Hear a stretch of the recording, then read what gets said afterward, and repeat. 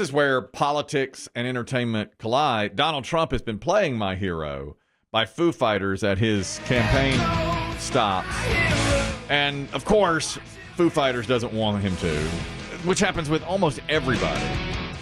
He can't play anything without them saying, you can't play that. But he can because he pays the rights to play it. So Donald Trump has said, well, I'm going to keep playing it. Too bad. So now, I've never heard of an artist doing this. Foo Fighters has set it up so that every time it's played, let me get this right. Every time he plays it, money goes to the Kamala Harris campaign. They have had some sort of setup where they have... Their royalties are automatically that's it. They have given their royalties for this song to the Harris Walls campaign. So when Trump plays it, a little money goes into the Kamala Harris campaign. I never heard of an artist doing that before. No, usually it's just, hey, knock it off. Yeah. But Trump said, well, I can play it. Too bad, because I licensed it, And so they're saying, well, okay, if you do, you're contributing to your opponent. There was a headline I saw that said ABBA has asked, the Trump campaign to stop playing a song. And I can't imagine which song they're playing by ABBA? At ABBA at a Trump rally. Dancing Queen? Or knowing me, knowing you. Who knows? What's there's some of them like Defiant, like I'm gonna get this. Not really. They're a little more personal. I mean, Waterloo maybe, but maybe Take a Chance on Me. Yeah. Is it just to warm? Oh, Take a Chance on Me. Is it just to warm up? Probably like waiting for the candidates to arrive. But My Hero is used like as he takes the stage. I thought that was Macho Man. He does that too. He does that too. Yeah, he does the Macho Man dance. He does the dance. It's a good day. It's a nice little dance, I feel like, I don't know that I would dance and let the tie go side to side, because I think that could be used against him on campaign ads. Like how Kamala's dancing in that one ad he plays in her Hawaiian shirt. Yeah. I've seen that a lot. He's really heavied it up on some of his advertising, here at least. Yeah. If you live in a battleground state, you see it every commercial. What I love is when they're back to back. Yeah, it goes Trump then Harris. I know. Or Harris then Trump. I'm like, man. I know. That's just, you're never really supposed to do that, but I guess they have no choice because there's so much advertising. So much money. And so much money to be made on television. Radio's just sitting right here. We're right here. We're right here. We're in your car. We're in your ear.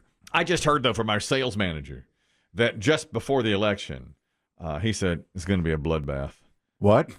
And he said that? Yeah, and he goes, in a good way. And I said, when is I said, you can't have a bloodbath in a good way. He goes, no, we're going to get a lot of political advertising from the presidential candidates. And I said, then it's a windfall. He goes, windfall, bloodbath. No, they're not interchangeable. I said, you can't. No. I said, no. You walk into a room and say, this is about to be a bloodbath. Exactly. You get a That's what he said. I said, prepare for the bloodbath. I said to him, I was like, you're our sales manager. You just told us it'll be a bloodbath. I don't think you understand phrases. Well, that's why I thought that last meeting went kind of weird. Everybody started praying. He said, October's going to be a bloodbath. Keep in mind the events of late July, which is went through. Everyone's emptying out their 401k. Yeah, exactly. And I said, a bloodbath? I mean, my face got white. He goes, in a good way. What? There's no good way. Ain't no good bloodbath. When have you ever heard, oh, this is a great bloodbath? No. Thank goodness for the bloodbath. I said, you mean windfall. And he goes, bloodbath, windfall. They're the same thing. No, they're not the same. No, he doesn't know phrasing.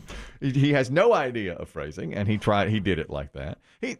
Don't get me started. All right. Don't get me started. Now, on the upside, he dresses well for business. He does. I look at always consistently. When I look at him, I'm like, okay, professional. Mm-hmm. That's the way you dress for business. Exactly. This is political. Sigourney Weaver was promoting the new Alien movie. She in it? No, but she was at, like, I believe like one of those things where like a con experience. Thing, yeah. And it was a live audience talking to her, and she was talking about the new Alien movie. And she says, I take some credit in my character Ripley from the movie Alien giving rise to Kamala Harris. And she said, I'm such a Kamala Harris supporter. And they were like, how's that possible? And she teared up and said, strong women, in fact, I guess at first they didn't want her to play the role. They wanted someone else. They wanted a man. And she said, when I was given that role, it meant finally strong women were being seen on screen. Are we sure? Are we being quoted out of context here? Let me get it exactly right. She was at a a film festival, and she said, "We're also excited about Kamala, and to think for a moment that my work had something to do with her rise makes me so happy because it is actually true. I have so many women come up to me and say, thank you so much for paving the way for strong women characters." So that's a direct quote from It's a bit of a dot connecting that I don't see. That's kind of stretch. Well, I mean, the movie was 45 years ago when it came out, Alien. So how old is Kamala? I don't think it gave rise to Kamala. She 50-something? 58, something like that. She probably saw it as a teenager. Maybe. If she did. I wonder if she's never seen it. Well, remember the other day. That's what the next question will be to Ms. Harris. Have you ever seen it? Yeah, the other day we were talking about they had somebody unearthed video from the local news of fathers who had taken their young children to see the movie Alien in the theater. And of course, that's a pretty violent movie, especially when the alien comes out of the guy's chest. Yeah.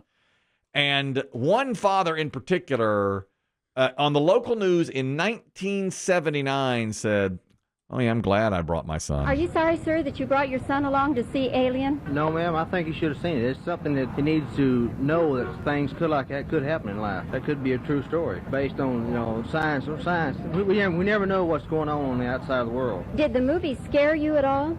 Yes, ma'am, it did. Would you recommend to your little friends who are your age to go see it?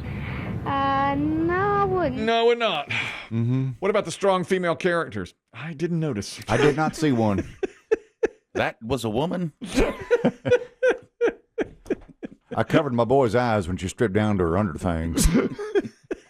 For no apparent reason. It didn't really make sense with the plot. No. There was no reason for her to strip down to her underthings. I guess the director just got his jollies. Yeah, that's James Cameron in part two. Aliens was Cameron. And Sigourney Weaver said at this same film festival that she is so pro-gun control that she said in Aliens there was so much gunplay, she said, "I won't have my character fire a gun." And James Cameron said, "Yes, you will." And she did fire an Uzi. Mm-hmm. In fact, she said James Cameron took her to a gun range and had her shoot a high-powered weapon. And she shot like 50 rounds with it and said, "It's intoxicating. It's a great feeling of power when you fire the guns." So she relented and allowed her character, Ripley, to carry the gun and shoot the alien. "I won't fire a gun." "Yes, you will." "Or you'll be off this movie." It turns out I love it. Now I get it. Yeah. She said, when I shot it, I was like, I understand now why people love firing these. It's such a feeling, a great feeling of power. This may be one of the worst convention experiences or film festival experiences of her life. Yeah, that's she had to admit that, I guess.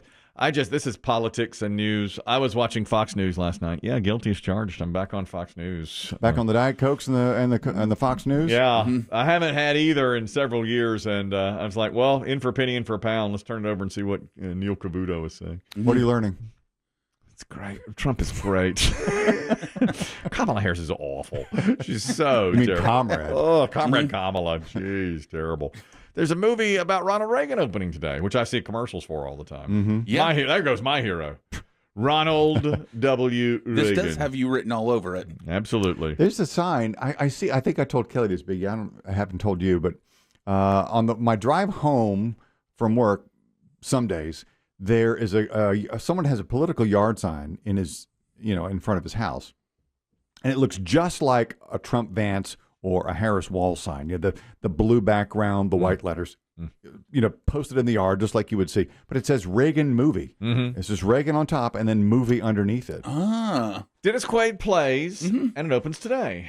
And he's had it there for 2 or 3 weeks. And that guy's literally just promoting the movie. Yeah. Now, yesterday, a Trump sign appeared next to the Reagan movie sign. Okay. So I think we know where he lies. Well, yes. But, the first thing I heard about the Reagan movie was, and this was a week ago, 10 days, as you said, Dennis Quaid? Dennis Quaid plays Reagan. He said that he's afraid that the left will cancel it, quote unquote. The left will cancel the Reagan movie? How? Yeah. Well, in the current parlance of our time, it's meaning they'll try to torpedo it. Is Dennis Quaid a big Republican? Couldn't tell you. I don't know for sure. He might lean that way, but yeah, I've seen that too. That they're worried that it won't get the amount of promotion because of get canceled by the left. I did see Quaid on the Today Show yesterday. Oh yeah, and the the woman who plays Nancy Reagan. Penelope Ann Miller Yes, thank plays you. Nancy Reagan. John Voight is the narrator as a KGB operative narrator. Odd. A Russian narrating narrator. the Reagan movie? I don't know how that works. I'm not Is this sure. based how on a it's- book, or is this just a screenplay that A someone screenplay. constructed? Screenplay, movie directed. I looked him. McNamara, I believe, is the name that directed it. Scott Stapp from Creed plays Frank Sinatra in the movie. Who was a big Dude from Creed. who's a big Reagan supporter, and Kevin Dillon is the head of Warner Brothers Studios. I guess they go back to when Reagan worked. And they even have Mina Suvari as Reagan's first wife, Jane Wyman. So I guess you get his whole life story. Yeah, because I've seen the trailer for it, and it does kind of cut Mm-hmm. to different parts of his life. Mhm. I know because at one point he's kind of in there saying, there's nothing an old retired governor can do for the country, but as president, I can do something. Yeah, and So it goes through the whole life from acting till being president. they're promoting the heck out of her on Fox News. That's the first I heard of it. I just sat down and Is it theaters and streaming, or just theaters now? only? Theaters, yeah. Theaters only for now. Let's see how it does this I weekend. bet it'd do all right. What's it going up? Now the big one though is I don't think there's really much. nothing big. Next week is Beetlejuice. Yeah. So not this week. Not much. All right, And these if you sometimes playing this card of the left will cancel it helps. gets people to the movies. It juices it. Yeah. Well, hey, go out there and win one for the Gipper this weekend. You gonna put your money down on the other counter, Kelly? No, Your hero. There goes my hero. Your hero. now that is your hero. That really is. I mean, there aren't many people up on the wall in your side of the office, Kelly. Reagan is one. He is. Dutch Next Reagan. to Kenny Rogers. Dutch and Kenny. And B. Arthur. Yeah. Who and see how do you see how diversified I am? She didn't like Reagan. I guarantee. And they for her role in Golden Girls, they wanted to cast a man, but She's the Sigourney Weaver of our time. Man, I love talking politics.